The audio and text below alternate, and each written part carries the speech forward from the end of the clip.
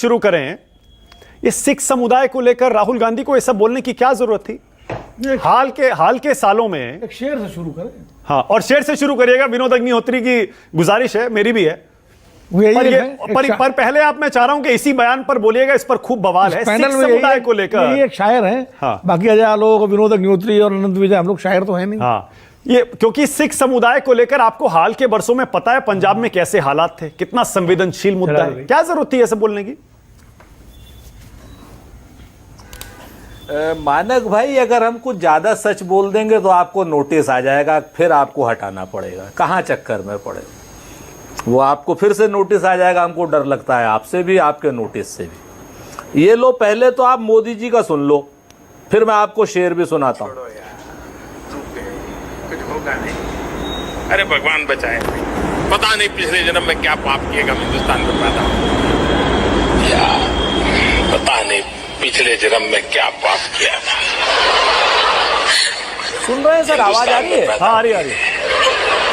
ये कोई देश है, ये कोई सरकार है, ये कोई लोग है, और ये सब कुछ प्रधानमंत्री बोल रहे हैं, लीडर ऑफ अपोजिशन नहीं बोल रहे, पंजाब मुख्यमंत्री नहीं बोल रहे हैं, नेता नहीं बोल रहे हैं, प्रधानमंत्री बोल रहे हैं।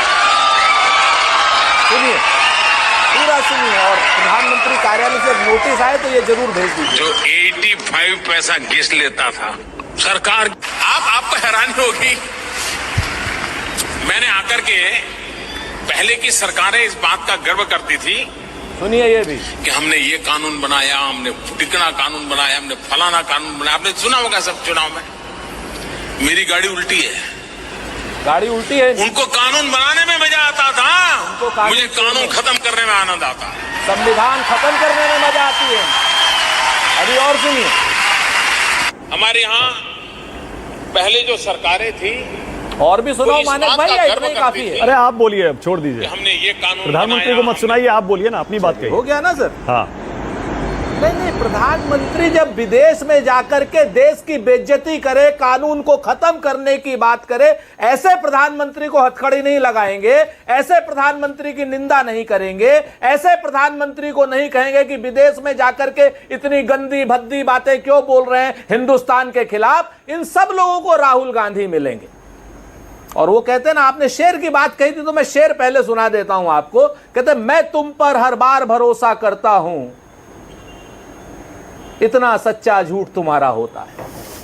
सच बात यह कि इतने सच्चे झूठ बोलते हैं ये लोग। अब आप गुरुद्वारे पे से शुरू कर दीजिए, बहुलतावादी लोकतंत्र है, आप जाइए अभी शिरोमणि गुरुद्वारा प्रबंधक कमेटी अमृतसर होके आइए और पूछिए जाकर के कि वहां पर चुनाव क्यों नहीं हो रहे।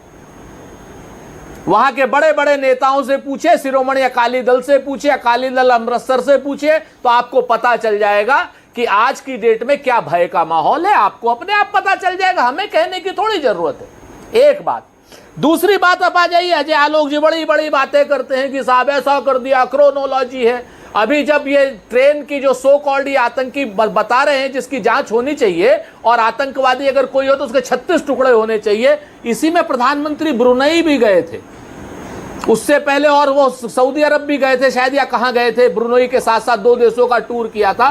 तो प्रधानमंत्री हेडलाइन मैनेजमेंट करने गए थे, देश के दुश्मनों से मिलने गए थे, आतंकवादियों से ये सब हौसले की बात करने, क्या करने गए थे प्रधानमंत्री भाई, जो आप राहुल गांधी के ऊपर आरोप लगाते हैं। तीसरी बात, अगर राहुल गांधी ने कोई देशद्रोही काम किया है, जैसा एक क्या नाम जिसको कहा जाए मानसिक रूप से असंतुलित शिवराज सिंह ने कहा, पहले तो गिरिराज सिंह थे अब शिवराज सिंह हो गए, तो FIR करो ना, कौन रोक रहा है आपको। अब आप सुनिए असली बात, नरेंद्र मोदी का विरोध, भारतीय जनता पार्टी का विरोध और संघ का विरोध, राष्ट्र का विरोध नहीं है। इन तीनों का विरोध आगे भी होगा, देश में भी होगा, देश के बाहर भी होगा। ओके, अब मैं बहुत स्पष्ट जान लीजिए। अब मैं पूछूं आपसे सवाल, सुरेंद्र राजपूत, आपने अपनी बात कह दी, अब मैं आपसे सवाल पूछूं।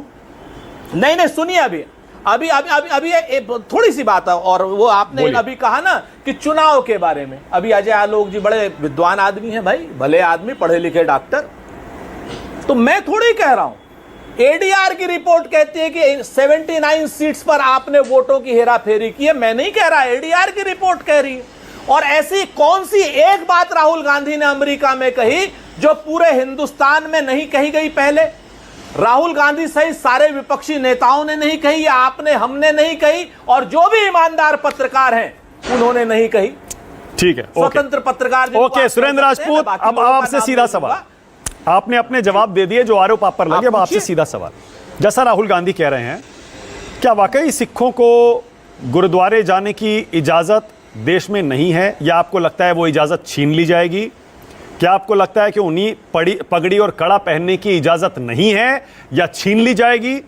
सीधे सीधे बताइए ना, सिर्फ ये कहकर आप बचिए मत कि आप वहां गुरुद्वारे चले जाइए और वहां माहौल देख लीजिए। आप बताइए ना, खुलकर बताइए। राहुल गांधी ने शुरू किया ये मुद्दा। मैं आपसे बताऊं, मैंने तो आपको बताया ना कि चुनाव क्यों नहीं हो रहे एसजीपीसी। आप सुनना ही नहीं चाहते। असल बात, आप जो सुनना चाहते हैं मानक भाई, मैं वो नहीं बोलने वाला, आप चिंता मत करो। आप सुनना नहीं चाहते हो, मैंने तो पूरा जवाब दिया आपको। शिरोमणि गुरुद्वारा प्रबंधन कमेटी, अगर एसजीपीसी का फुल फॉर्म अजय भाई को नहीं पता तो आप पता कर लीजिए, वहां जाइए और अमृतसर में, और पूछे चुनाव क्यों नहीं हो रहे। चुनाव का पगड़ी कड़े से क्या लेना देना है? आप पता चल जाए। अरे भाई, मैं आपसे तो कह तो रहा हूं कि जब आपको पहचान सबका बनाने का संकट जो शिरोमणि गुरुद्वारा प्रबंधन कमेटी है, जो सारे गुरुद्वारों का भाव प्रभाव स्वभाव देखती है, उनके ही चुनाव आप नहीं होने दे रहे हो। आप बात समझो ना, जिस तरीके का प्रेशर आप बिल्ड करते हो एसजीपीसी पर, आपको समझ में आ जाएगी। इससे ज्यादा आप मेरे बताओ, सारे सिख किसान मेरे क्या नाम पंजाब वाले किसान बैठे हुए हैं हरियाणा बॉर्डर पे, क्या इन्होंने कौन सी खता कर रखी है? आप शंभू बॉर्डर पे रोके हुए 700 किसानों सारे के सारे तो पगड़ी और कड़ा पहन के ही बैठे हैं। सुरेंद्र राजपूत, जितने भी सिख किसान हैं जो धरने पर बैठे हैं, सबके सिर पर पगड़ी है, हाथ में कड़ा है, सारे गुरुद्वारे भी जा रहे हैं। मानक भाई, वही तो मैं कह रहा हूं कि सारे गुरुद्वारे, अभी तो पंजाब के गुरुद्वारे, आप दिल्ली के गुरुद्वारे क्यों नहीं जाने दे रहे हो? दिल्ली के गुरुद्वारे जाना चाहते हैं, क्यों नहीं शंभू बॉर्डर पे आपने रोक रखा है उनको? बताओ मेरे को, अगर नहीं रोक रखा है तो बताओ। सब शुभकरण की हत्या इन्होंने नहीं करी तो बताए रबड़ बुलेट से। बताइए, शंभू बॉर्डर पे आखिर क्या वीजा चाहिए दिल्ली के लिए? दिल्ली गुरुद्वारे में आने के लिए, क्या नाम, शीशगंज गुरुद्वारे में आने के लिए वीजा चाहिए पंजाब के किसान को? देंगे आप? क्यों नहीं आने दे रहे हो? आप विदेशी हैं। ओके, अजय आलोक जवाब दे रहे हैं आपका। बोलिए अजय आलोक, आपकी बारी। अजय बोलिए, आपकी बारी। अगर राहुल गांधी इस बात को आते हैं तो आपको दिक्कत हो जाती है। सुरेंद्र भाई को और कुछ ज्यादा बोल दीजिए तो आपको नोटिस आ जाएगा। ओके, कहां सुरेंद्र भाई को आप फंसा रहे हैं मानक? इंडिफेंसिबल सी पोजीशन है, उसमें कहां झूठ का फंसा रहे हैं? उस सवाल का क्या जवाब देंगे? दाएं बाएं इधर घूम रहे हैं। एक्चुअली सुरेंद्र भाई की दिक्कत नहीं है ना, बचपन में एक गाना सुना था, वही याद आ गया। आपको पता सुरेंद्र भाई ने भी सुना होगा। इलेक्शन का भी नहीं पता आपको। अब अरे सुनिए ना, सुरेंद्र भाई बीच में नहीं बोल रहा था, बचपन में एक गाना सुना था। आप इतना शेरो शायरी बोलते हैं, गाना मैं भी सुना देता हूं।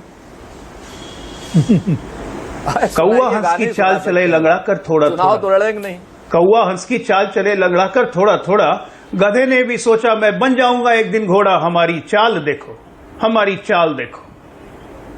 तो इनकी चाल पूरा देश देख रहा है, आप भी ठोकते रहिए। बोलिए सुरेंद्र राजपूत, आपको तो मौका दूंगा ही जब अजय आलोक ने आरोप लगाया तो। बोलिए।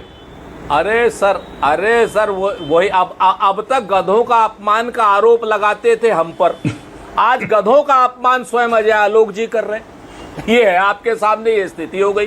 आप बताओ, मैंने कहा देश में गुजरात से आए हुए सारे के सारे जो भी नस्लें हैं और जो भी फसलें हैं, क्या अब मैंने अभी गधों का जो अपमान अजय आलोक जी ने किया, जो आपके सामने, और मैं आपको फिर से कहता हूं कि सिखों का भी, आप सारे लोगों का, पूरे देश की बहुलता की संस्कृति का, आप चाहते हो कि देश में एक रंग के फूल हो।